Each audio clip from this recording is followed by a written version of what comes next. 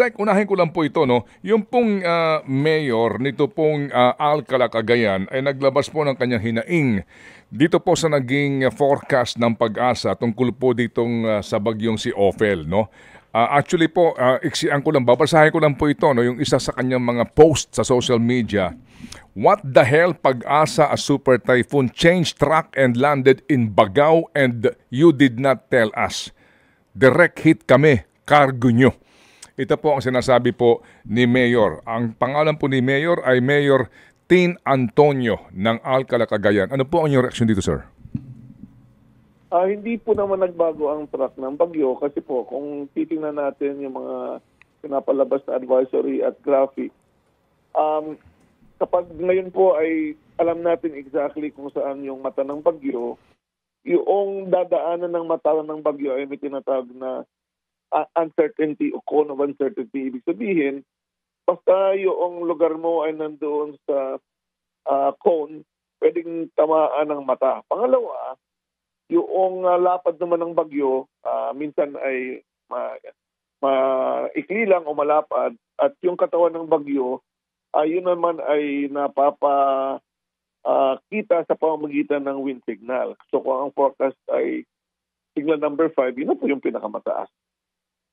Opo, so ibig sabihin po naman kasi, tama ho ba kung ako po ay dadagdag sa inyong paliwanag, kapag po naglabas kayo ng tropical cyclone wind signal, hindi nangangahulugan na kapag binanggit ninyo na ang landfall nito ay sa Santa Ana, na eksaktong-eksakto, pwede pong sa peripheral areas noon, tamaan po noong mismong mata ng bagyo.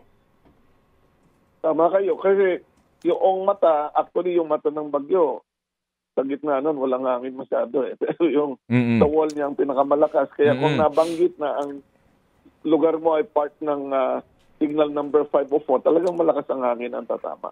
Opo. Sorry po. So yung po, no, kapag naglandfall ito, yung pong lawak ng bagyo, yung pinakabugso nito, mararamdaman po noong lugar kung saan po naglandfall. So ibig sabihin po, Secretary, kung nasa ilalim ka ng wind signal number 5, kung nasa ilalim ka ng signal number 4, maaari mo talagang maramdaman pati yung lakas ng signal number 5.